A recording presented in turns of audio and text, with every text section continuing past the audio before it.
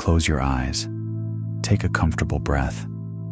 This is a journey through scale. From where you are right now to the edge of everything we can see, and then back home again. How small is Earth, really? Together, we'll discover the answer. Not through numbers alone, but through perspective. We'll zoom out from your room through cities and continents, past planets and stars, into the deepest reaches of space. As we travel outward, something remarkable happens. Your daily concerns begin to shrink.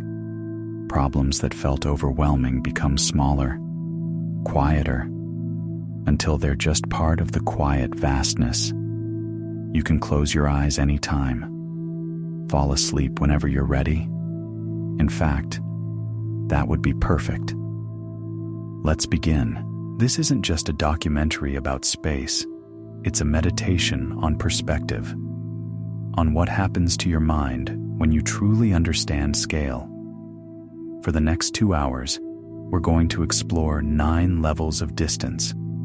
Each level makes Earth smaller, and as Earth shrinks, your worries shrink with it. This is designed to help you sleep, to quiet your thoughts, to give you peace through perspective. We'll start in your room. Rise above your city, see Earth from space, travel to the moon, zoom past the sun, visit nearby stars, cross the Milky Way, and finally see the cosmic web where galaxies become pixels. And then we'll come home. There's no need to remember anything, no need to stay awake. If you drift into sleep before the end, that means it's working. Just listen, and let the scale carry you. Let's begin with where you are right now. Right now, you're lying in a specific place. Maybe a bedroom, maybe a living room, 4 walls around you, a ceiling above you. This is your immediate space. This is where all your thoughts live, where you worry about tomorrow, where you replay conversations, where you plan and stress and hope. Right here, in this small room. Let's rise up and see it from above. Imagine rising straight up, through your ceiling, into the air above your building. From 10 meters up, you can see your neighborhood, street lights, other buildings, trees, cars moving slowly below. Everything familiar, but already smaller than it was. Your room is just one window now, one point of light among many. Let's go higher, 1,000 meters. From here, your city reveals its shape. If it's nighttime, you see a constellation of lights, highways like glowing rivers, neighborhoods in grids and curves. Somewhere in that pattern of light is the room you're lying in right now. One tiny point, invisible from this height. Everyone in your city is down there. Their rooms, their worries, their thoughts, all contained in this web of light. Let's keep rising. From 10 kilometers up, Earth's curvature begins to hint at itself. Not obvious yet, but if you look carefully at the horizon, there's a subtle arc. Your city is just a smudge now, part of a larger pattern. Coastlines come into view, mountain ranges, rivers, lakes. The atmosphere is visible as a faint blue haze, thinner than you might expect.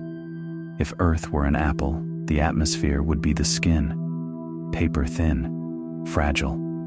Everything you've ever known exists beneath that thin blue line. Your room still exists down there. You're still lying there. But from up here, the walls that contain your thoughts are invisible. The problems that felt so large have already begun to shrink, not because they don't matter, but because perspective changes everything. This is just the beginning. We're still close enough to see individual buildings, but we're going much higher. Let your breath settle. Feel the weight of your body against the mattress. We're about to leave the atmosphere entirely. At 400 kilometers above Earth's surface is where the International Space Station orbits. This is the height where astronauts have described something called the overview effect. It's a cognitive shift. A sudden deep understanding that we're all on one fragile sphere floating in darkness. Borders disappear from up here. You can't see the lines we drew between countries. You can't see conflict. You can't see differences. You just see one small world covered mostly by blue ocean. Let's rise to that height and see what they see. From 400 kilometers up, Earth fills your vision. It's breathtakingly beautiful. Swirls of white clouds, deep blue oceans, brown and green continents. You can see the curve of the horizon now. It's obvious. A perfect arc against the blackness of space. The sun is incredibly bright here. There's no atmosphere to soften it. When it rises over Earth's edge, it's sudden and intense. The stars are visible even during the day because there's no air to scatter the light. They don't twinkle. They shine steadily like tiny permanent lights. Earth rotates beneath you. You orbit the planet 16 times a day. Every 90 minutes a sunrise. Every 90 minutes a sunset. Cities glow at night like constellations. You can see lightning storms flickering inside clouds. You can see the aurora dancing green and purple near the poles. But what strikes you most is how thin the atmosphere is. That blue haze you could barely see from 10 kilometers up is now clearly visible as a delicate shell. It looks impossibly fragile. If Earth were the size of a basketball, the atmosphere would be thinner than a sheet of paper. Everything that's ever lived, every human who's ever existed, every thought and dream and worry, all of it happened within that thin blue shell. The vastness of space presses against it, but the atmosphere holds. It has held for billions of years. You're still inside it right now, safe, protected. From up here, you can see the entirety of human civilization at once. All our cities, all our borders, all our conflicts. They're all visible in a single glance. And what's remarkable is how small it looks. Not insignificant, but contained, manageable, like you could hold it all in your hands. Astronauts often say they wish everyone could see this view, because it changes you. It makes you realize that we're all in this together, all riding on the same small sphere through the vastness. Your room is down there somewhere, impossible to see now. Part of a pattern of lights or a patch of green or brown. From this height, Earth still looks large. It still dominates your view. But something has changed. You can see the edges now. You can see that it ends. And that ending is beautiful. A curved edge against infinite darkness. We're going to keep going. Higher. Further. Until Earth becomes what it truly is in the cosmic scale. A pale blue dot. But for now, rest here. Feel how your body is pulled gently toward Earth's center by gravity. Feel how the atmosphere wraps around you like a blanket. You're safe on this small world. Let's drift further out, to the moon. The moon is the only other world humans have ever touched. 12 people have walked on its surface. The last person left in 1972, more than 50 years ago. From Earth, the moon looks close. You can see it clearly with your naked eye. But the distance is much greater than most people realize. It's 384,000 kilometers away. If you could drive a car to the moon at highway speed, it would take 6 months. The space between Earth and moon is mostly empty. Mostly dark, mostly silent. Let's cross that distance and see how Earth looks from the moon's perspective. From the moon, Earth is a beautiful blue marble hanging in the black sky. About 4 times larger than the moon appears from Earth, but still small enough to block out with your thumb. The moon doesn't rotate relative to Earth. The same side always faces us. So from the moon, Earth stays in roughly the same position in the sky. It doesn't rise or set.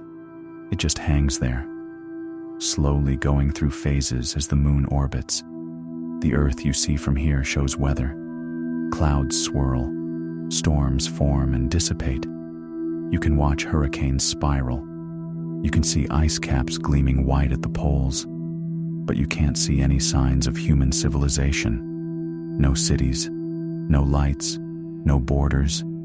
Just blue ocean and brown land and white clouds and ice. The moon itself is gray, covered in dust that's been undisturbed for billions of years, except where meteorites have struck. There's no wind to erase footprints. The boot prints left by Apollo astronauts will last for millions of years. The sky is always black here, even during lunar day. No atmosphere means no blue sky, no scattering of sunlight, just stars and the sun and Earth. It's absolutely silent, no air to carry sound. If you spoke, nobody would hear you without a radio. The temperature swings are extreme. During the 2-week-long lunar day, the surface reaches 127 degrees Celsius. During the 2-week night, it drops to minus 173 degrees. Earth and moon are locked in a gravitational dance. The moon pulls on Earth, causing tides in the oceans. Earth pulls on the moon, keeping the same face pointed toward us. Over billions of years, the moon has been slowly drifting away, about 3.8 centimeters per year. Eventually, far in the future, it will appear smaller in Earth's sky. But that won't happen for hundreds of millions of years. Right now, the moon is at the perfect distance. During a total solar eclipse, the moon exactly covers the sun. Pure coincidence. The moon is 400 times smaller than the sun, but also 400 times closer. From here, you can see the whole Earth-Moon system. 2 worlds orbiting their common center of gravity, spinning through space together. But zoom out a bit further, and you realize this system is tiny. The space between Earth and Moon could fit all the other planets in our solar system lined up. Jupiter, Saturn, Uranus, Neptune. They would all fit in this gap. And yet even this vast distance is nothing compared to the scale of the solar system. From the moon, your room is invisible. Your city is invisible. Your country is invisible. Earth itself is just a small blue sphere. But it's still clearly Earth, still obviously home. The clouds and oceans are visible. You can still make out continents. It's a reminder that distance creates perspective, and perspective creates peace. It's a reminder that home exists on a scale we rarely think about. We live our lives in rooms and buildings and cities, but those things exist on a planet. And that planet exists in a much larger context. We're about to see that larger context, the solar system, where Earth becomes truly small. Let your shoulders relax. Feel your breath moving in and out. We're going much, much further now, to a distance where Earth becomes pale, where its features blur, where it becomes a dot. In 1990, the Voyager 1 spacecraft was 6 billion kilometers from Earth.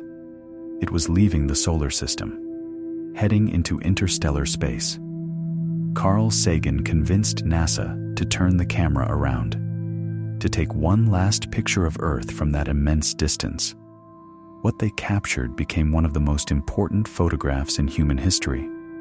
Earth appeared as a pale blue dot, less than a single pixel, suspended in a sunbeam, barely visible against the vastness. Carl Sagan wrote about that photograph. He said that everyone you love, everyone you know, every human who ever was, lived their lives on that mote of dust suspended in a sunbeam. Let's travel to that distance, 6 billion kilometers, and see what Voyager 1 saw. From this distance, the sun is the dominant feature, still bright but smaller, about the size of a pea held at arm's length. Earth is barely visible, a tiny dot of pale blue light. If you didn't know exactly where to look, you might miss it. The moon is invisible, too small, too close to Earth. They blend together into a single point of light. All the planets are scattered across this vast expanse. Mercury, Venus, Mars, Jupiter, Saturn, Uranus, Neptune. Each one a small dot orbiting the sun at different distances. Jupiter is the largest, about the size of a grain of sand at this scale. Saturn, with its magnificent rings, is even smaller. The space between planets is enormous. If the sun were the size of a basketball, Earth would be a pinhead 30 meters away. Jupiter would be a pea 150 meters away. Most of the solar system is empty space. Dark, cold, silent. The asteroid belt between Mars and Jupiter sounds crowded, but in reality the asteroids are separated by millions of kilometers. Space is so vast that you could travel through the asteroid belt and never see an asteroid. The outer solar system is even more sparse. Neptune orbits 30 times further from the sun than Earth. Light from the sun takes 4 hours to reach Neptune. By the time it arrives, the sunlight is 900 times dimmer than what we experience on Earth. Beyond Neptune is the Kuiper Belt, a region of icy objects left over from the formation of the solar system. Pluto orbits here, along with thousands of other dwarf planets and comets. And beyond that is the Oort cloud, a spherical shell of icy debris surrounding the entire solar system. It extends halfway to the nearest star. This is where long-period comets come from. From Voyager's perspective, all of this structure is invisible. You just see a few tiny dots of light scattered around a small sun. Carl Sagan's words echo in this view. Look again at that dot. That's here. That's home. That's us. On it, everyone you love, everyone you know, everyone you ever heard of. Every human being who ever was lived out their lives. Every saint and sinner, every mother and child, every young couple in love, every hero and coward, every creator and destroyer, every king and peasant, every teacher and student, the sum total of all our joys and sufferings, thousands of confident religions, ideologies, and economic doctrines, every hunter and forager, every civilization, every prophet, every war and peace, all of it on a mote of dust suspended in a sunbeam. In the vastness of space and the immensity of time, it's a great privilege to live on that dot. If only for a moment. Your room exists on that dot. Your worries exist on that dot. Everything you've ever stressed about, every deadline, every conflict, every fear, all of it on a pixel of light 6 billion kilometers away. Does that make it meaningless? No, but it does offer perspective. The problems that kept you awake tonight are real. They matter to you, but they exist on such a small scale in such a vast universe that maybe you can let them rest for a while. We're going even further now, past the solar system, into interstellar space, where the sun itself becomes just another star. Feel your breath. Feel how your chest rises and falls. Your body knows how to rest. Let it. We're traveling to a distance where our sun is ordinary, where Earth is utterly invisible, where the solar system is forgotten in the space between stars. The nearest star to our sun is Proxima Centauri. It's 4.2 light-years away. A light year? It's simply how far light travels in 1 year. Light moves at 300,000 kilometers per second. In 1 year, it covers about 9.5 trillion kilometers. Proxima Centauri is 40 trillion kilometers from Earth. If you could travel at the speed of the fastest spacecraft humans have ever built, it would take about 70,000 years to reach Proxima Centauri. The space between stars is almost incomprehensibly vast. Let's travel 20 light-years from Earth, far enough to see the sun as just one star among many. From 20 light-years away, our sun is no longer special. It's a medium-sized yellow star. Nothing remarkable about it. You can see it clearly. It's fairly bright. But there are brighter stars nearby, and dimmer ones, and stars of different colors. Most stars in this region are red dwarfs. Small, cool stars that burn slowly and will last for trillions of years. Proxima Centauri is one of these. There are also a few giant stars, bright blue or red stars many times larger than the sun. Stars come in an astonishing variety. Some are barely larger than Jupiter. Some are so enormous they would engulf Mars if they replaced our sun. The smallest stars are brown dwarfs, failed stars that never got hot enough to sustain fusion. They glow dimly in infrared light. The largest stars are hypergiants, stars so massive and bright they burn through their fuel in just a few million years. When they die, they explode as supernovae. Our sun is in the middle, a G-type main sequence star. Average in almost every way. It will shine steadily for about 10 billion years total. It's currently halfway through its life. Around many of these stars are planets. We've discovered thousands of exoplanets in recent years. Rocky planets like Earth, gas giants like Jupiter, planets with thick atmospheres, planets without atmospheres. Some orbit so close to their stars that their surfaces are molten rock. Some orbit so far away they're frozen solid. A few might be in the habitable zone, the distance from their star where liquid water could exist on the surface, where life as we know it might be possible. But from this distance, we can't see the planets. They're too small and too close to their stars. We can only see the stars themselves. The space between stars is not completely empty. There's a thin gas, about 1 atom per cubic centimeter. In Earth's atmosphere, there are about 10 to the 19th atoms per cubic centimeter. Space is empty in a way we can barely comprehend. There are also dust clouds, regions where gas and dust have accumulated. Some of these clouds are stellar nurseries where new stars are being born. When a cloud of gas collapses under its own gravity, it heats up. Eventually, the core gets hot enough for hydrogen fusion to begin. A new star ignites. The leftover material forms a disk around the young star. Over millions of years, that disk clumps together to form planets. Our solar system formed this way 4.5 billion years ago. The sun ignited. The planets coalesced from the disk. Life eventually emerged on Earth.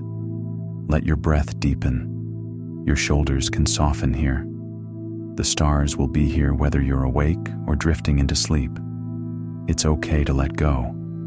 The same process is happening right now in clouds throughout this region. New stars forming, new planetary systems beginning their long evolution. From 20 light years away, you're looking at a neighborhood of stars, each one a sun, each one potentially hosting planets, each one a vast nuclear furnace converting hydrogen to helium and radiating energy into space.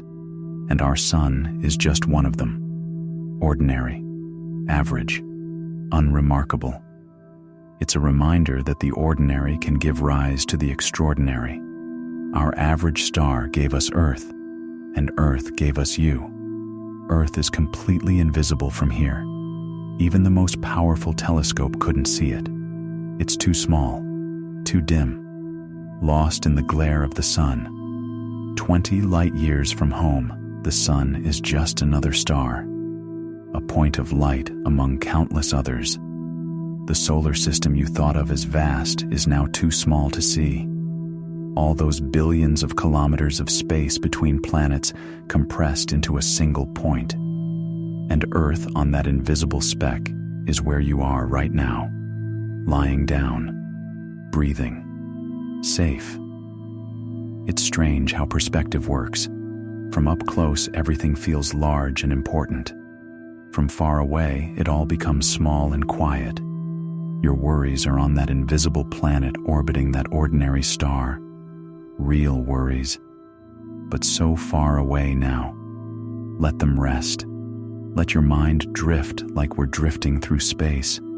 We're going much further, to a scale where even this neighborhood of stars becomes invisible, where the Milky Way galaxy reveals its full structure. Feel the weight of your body. Feel how still you are, how quiet. We're traveling to a place where stars become grains of sand, where light takes thousands of years to cross from one side to the other, to the spiral arms of our galaxy. The Milky Way is our galaxy, a vast spiral of stars, gas and dust rotating slowly through space. From inside it, we see it as a band of light stretching across the night sky. Millions of stars so distant, they blur together into a milky glow. That's where the name comes from. But to understand its true scale, we need to see it from outside, from a distance where our sun becomes invisible, where Earth is forgotten entirely. Let's travel 50,000 light years from our solar system, half the diameter of the galaxy, far enough to see its shape. From 50,000 light years away, the Milky Way reveals itself as a spiral, like a cosmic pinwheel, slowly rotating. It's enormous, 100,000 light years from edge to edge. That's the distance light travels in 100,000 years. If you could travel at the speed of light, it would still take you 100,000 years to cross from one side to the other. The galaxy contains between 200 and 400 billion stars, each one a sun, many of them larger than ours, some with their own planets. 400 billion stars. If you tried to count them one per second, it would take you 12,000 years, and you still wouldn't finish. Our sun is just one of those stars. Unremarkable, average in size, average in brightness, located in the outer regions of the galaxy, about 26,000 light years from the center. If the Milky Way were a city, our solar system would be a single room in the suburbs, far from the bustling center, quiet, ordinary. The galaxy rotates, but so slowly that it's almost imperceptible. Our sun orbits the galactic center once every 230 million years. That's called a galactic year. Since Earth formed 4.6 billion years ago, our sun has completed only 20 galactic orbits, 20 trips around the center of the galaxy. Dinosaurs lived during one of those orbits. They emerged, evolved, and went extinct, all while the sun completed a single journey around the galaxy. At the center of the Milky Way is a supermassive black hole, 4 million times more massive than the sun. Everything in the galaxy orbits around it, including us. The black hole itself is invisible, but we can see its effects. Stars near the center orbit incredibly fast, moving at thousands of kilometers per second, whipped around by the immense gravity. Between the stars is not complete emptiness. There are clouds of gas and dust, nebulae. Some of them are stellar nurseries where new stars are forming right now. Others are the remnants of dead stars, supernovae that exploded millions of years ago, spreading their material into space. All of this material will eventually form new stars, new planets. The galaxy constantly recycles itself. Our sun formed from the remnants of older stars that died billions of years ago. The elements in your body, carbon, nitrogen, oxygen, were forged in those ancient stars, then scattered into space, then gathered into a new solar system, then Earth, then life, then you. You are made of stardust. Literally, the atoms that make up your body once existed inside other stars. From this distance, 50,000 light years away, you cannot see Earth. You cannot see the sun. You can barely even identify which star is ours. The solar system has vanished, lost among hundreds of billions of other stars. All those distances we crossed to get here. Your room, Your city, Earth's orbit, the moon, the solar system, the pale blue dot, all of it compressed into a single point of light. And even that point is difficult to find. If you didn't know exactly where to look, you would never notice our sun among the countless others. It's a reminder that being lost in vastness doesn't mean you're forgotten. You're still here, still real, still mattering. From the scale of the galaxy, Earth has completely disappeared from comprehension. Your room where you're lying right now exists on a planet that orbits a star that is invisible from this distance. One room, on one planet, around one star, among 400 billion stars. Does that make your concerns meaningless? Perhaps. Or perhaps it offers permission to release them, to let them rest. Because if everything is this vast, then maybe the things you worry about don't require the weight you give them. Maybe tonight you can let them go. Just for a while. We're going even further now, to a scale where the entire Milky Way becomes small, where galaxies themselves are scattered like grains of sand on a beach. Feel your breath. Notice how peaceful it is, how quiet. We're traveling to the edge of everything we can see. The Milky Way is not alone. It's part of a group of galaxies, and that group is part of a larger structure, and that structure is part of something even larger. The universe is organized like a vast three-dimensional web. Galaxies cluster together along filaments. Between the filaments are enormous voids, regions of space with almost nothing in them. To see this structure, we need to go much, much further, to a distance where individual galaxies blur together, where the Milky Way itself becomes just a point of light. Let's travel 10 million light years, then 100 million, then a billion, until we can see the cosmic web. From 10 million light years away, the Milky Way is no longer a spiral. It's just a fuzzy blob of light, one galaxy among many. You can see our neighbors now, the local group. About 50 galaxies bound together by gravity. The largest is Andromeda, a spiral galaxy slightly bigger than the Milky Way, 2.5 million light years away. Andromeda and the Milky Way are moving toward each other. In about 4 billion years, they will collide. Their stars will pass by each other, rearranging, merging, forming a new larger galaxy. But that's so far in the future that it feels almost imaginary. 4 billion years from now, the sun will be near the end of its life. Earth will be uninhabitable. Whatever happens to our galaxy, we won't be there to see it. From 100 million light years away, the local group is no longer visible as individual galaxies. It's just a faint smudge, part of a larger structure called the Virgo supercluster. The Virgo supercluster contains more than 100 galaxy groups like ours, thousands of galaxies total, all gravitationally bound, all moving together through space. But even this is not the largest structure. From 1 billion light years away, you can see the cosmic web, filaments of galaxies stretching across space, like a vast three-dimensional spider web. The filaments are where most galaxies live, thin strands of light connecting dense clusters. Between the filaments are the voids, enormous regions of near emptiness. Some voids are hundreds of millions of light years across. If you were in the center of a void, you might see only 1 or 2 distant galaxies in the entire sky. The rest would be darkness. The universe is not evenly distributed. It's clumpy, clustered, organized into these vast structures by gravity over billions of years. Our galaxy, our supercluster, all part of this cosmic web, one tiny strand among countless others. Feel how still your body is, how quiet your mind has become. You don't need to hold on to any of this. Just let the words wash over you.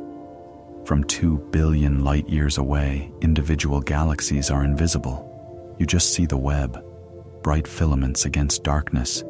From 10 billion light years, you can see multiple superclusters. The web continues in all directions, repeating the same pattern: filaments and voids, light and darkness. And finally, from the edge of the observable universe, 46.5 billion light years from Earth in all directions. This is as far as we can see, not because space ends here, but because light from further away hasn't had time to reach us yet. The universe is only 13.8 billion years old, so the light we see from the edge began its journey 13.8 billion years ago, when the universe was very young, just after the Big Bang. Looking to the edge of the observable universe is looking back in time. The galaxies we see there no longer exist in that form. They've evolved, changed, moved, but their ancient light is only now arriving. The observable universe is enormous, 93 billion light years in diameter. That number is hard to even comprehend, and this is only what we can see. The actual universe beyond the observable horizon is much larger, possibly infinite. We'll never know. It's a reminder that no matter how much we know, mystery always remains. And that's okay. And you don't need to know. You don't need to understand. Just rest here in the vastness, safe on your small world. From this distance, the Milky Way is not visible. It's too small, too dim, lost somewhere in the cosmic web. One galaxy among trillions. Earth is utterly gone. The sun is gone. The solar system is gone. Everything familiar has dissolved into the vastness. You are looking at the universe as a whole. All the structure, all the matter, all the light. Everything that exists as far as we can observe. And it's mostly empty, mostly dark, mostly silent. From the edge of everything we can see, your room does not exist in any meaningful way. It's part of something too small to perceive. On a planet around a star in a galaxy that is 1 pixel of light among trillions. All human history. All our wars and peace. All our love and loss. All of it contained in something too small to see from here. Does that make it meaningless? We've been traveling outward for 90 minutes now, watching everything shrink, watching Earth disappear. It would be easy to feel lost, to feel insignificant, to wonder if anything matters at this scale. But there's another way to see this, a different perspective that changes everything. Let's pause here, at the edge, and talk about what all of this means. For 90 minutes, we've watched Earth shrink, from a world to a dot to invisible. We've crossed distances so vast they become abstract. We've seen scales that make human life feel impossibly small. It would be natural to feel overwhelmed, to feel like nothing matters, like your problems are too tiny to care about, and somehow that's frightening instead of freeing. This feeling has a name: cosmic insignificance. The sense that we're so small in such a vast universe that our existence barely registers. Many people feel this when they first truly understand scale. It can be unsettling, even scary. But there's another way to see it, a perspective that transforms insignificance into something else entirely, something peaceful. Here's what's remarkable about Earth, about you, about this moment, in all this vastness, all this space, all these trillions of stars and billions of galaxies. As far as we know, Earth is the only place where consciousness exists, the only place where anyone looks up and wonders, the only place where anyone asks, how small is Earth really? The only place where anyone cares about the answer. You are not just on Earth. You are part of Earth. Your atoms came from exploding stars. Your molecules were assembled in ancient oceans. Your ancestors evolved over billions of years to become you.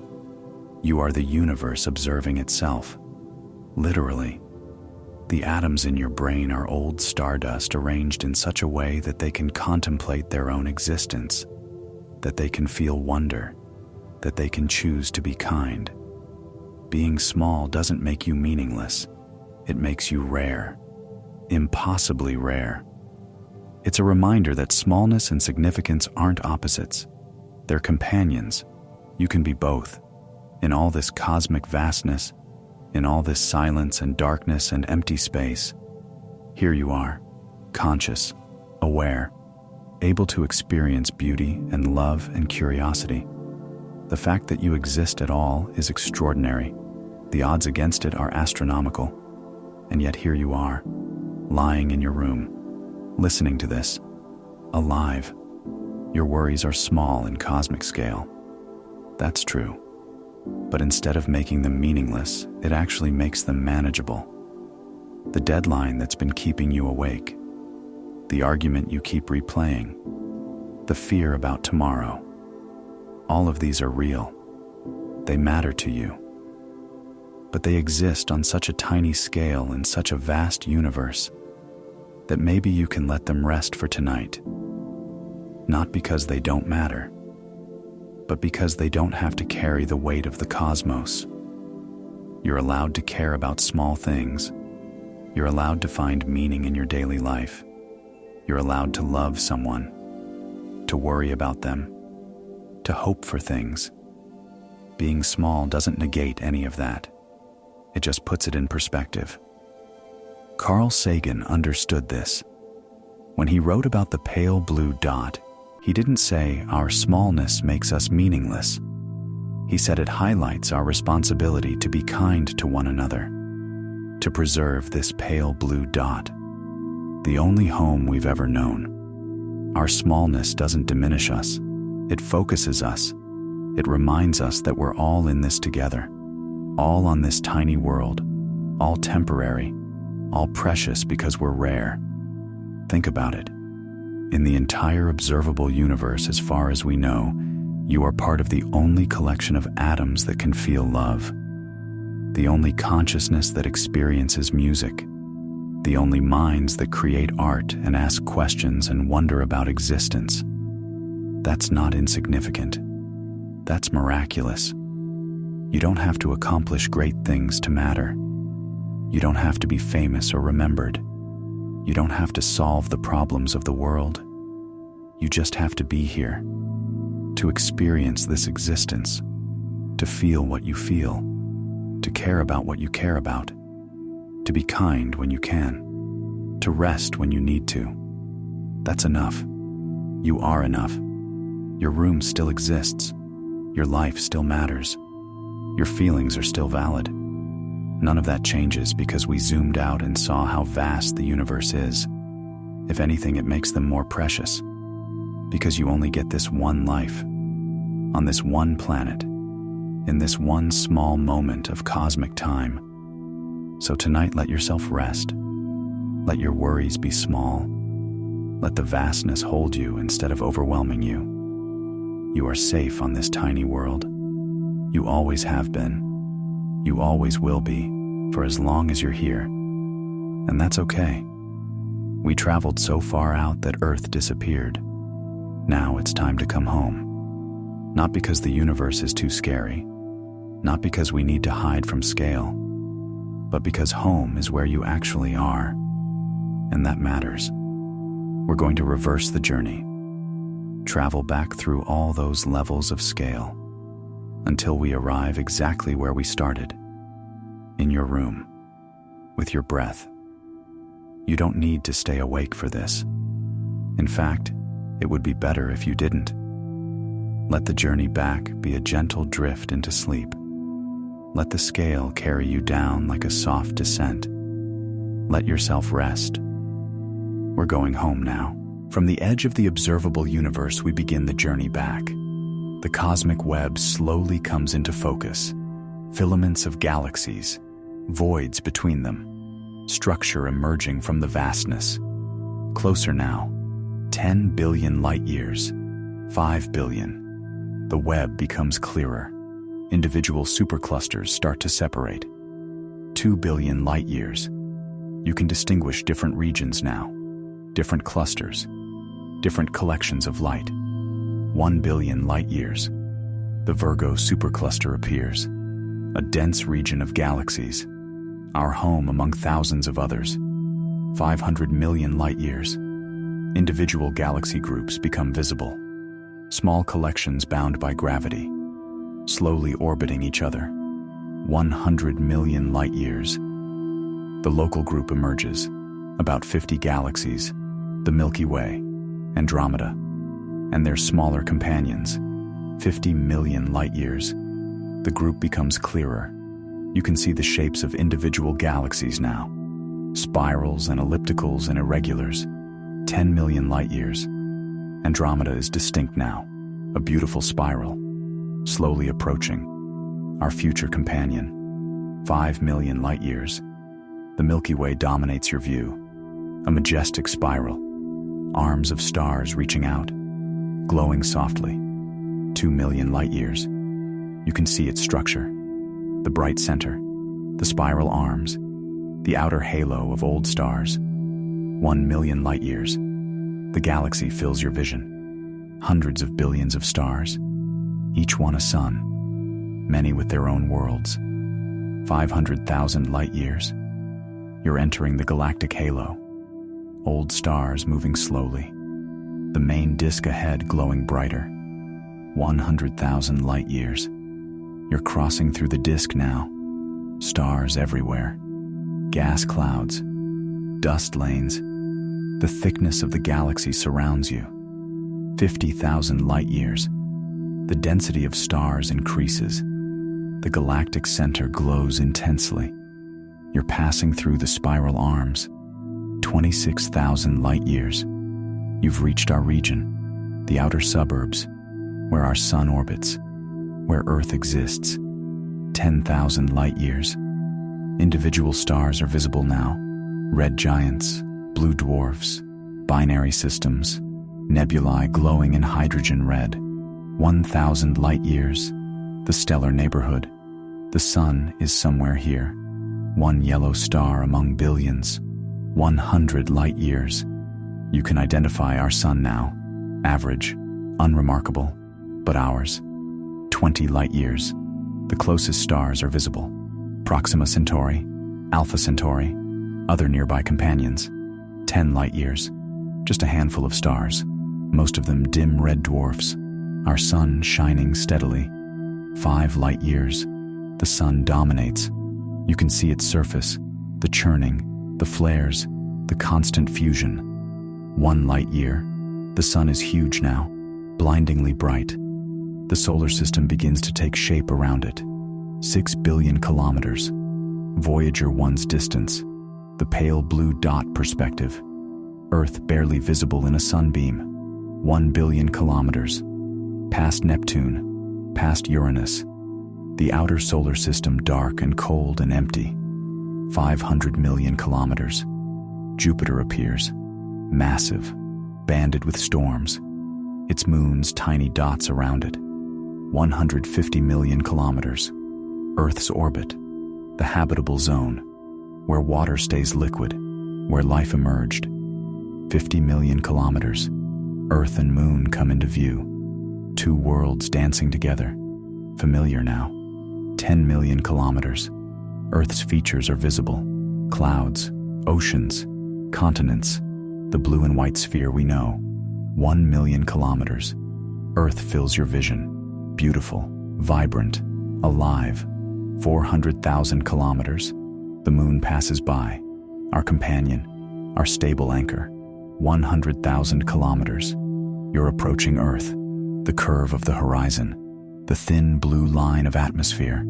10,000 kilometers. Cities at night. Lightning and clouds. The aurora near the poles. 1,000 kilometers. Individual mountains, rivers, lakes. The detail of the surface. 100 kilometers. You're entering the atmosphere. The air getting thicker, warmer. 10 kilometers. Your continent, your country, your region. Getting closer. 1 kilometer. Your city. The pattern of streets. The clusters of buildings. 100 meters. Your neighborhood. Your street. Your building. 10 meters. Your roof. Your walls. Your room. You traveled trillions of kilometers and ended right where you started. Here, in this room, on this bed, in this body, the only place you've ever actually been, the only place you needed to be.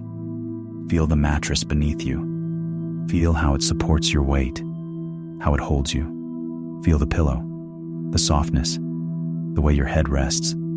Feel your breath, moving in and out, automatic, constant, reliable, in and out, in and out. You went to the edge of everything, and it brought you here, to this moment, to this breath.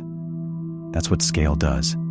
It shows you how vast everything is, and then it shows you that you're here, right now, safe. Your worries are somewhere, maybe still present, maybe faded. Either way, they're small now, manageable, part of this tiny, beautiful world. You don't have to solve them tonight. You don't have to think about them. You can just rest. Let your shoulders relax. Let your jaw soften. Let your breath slow down, in and out, in and out. The universe is vast and quiet and mostly empty, but you're not empty. You're here, alive, conscious, experiencing this moment. That's enough. That's more than enough. Rest now. Let your mind drift. Let sleep come if it wants to. Let yourself be held by this small room on this small planet in this vast, quiet universe. You are safe. You are home. Right here. Right now. Sleep well. Sweet dreams.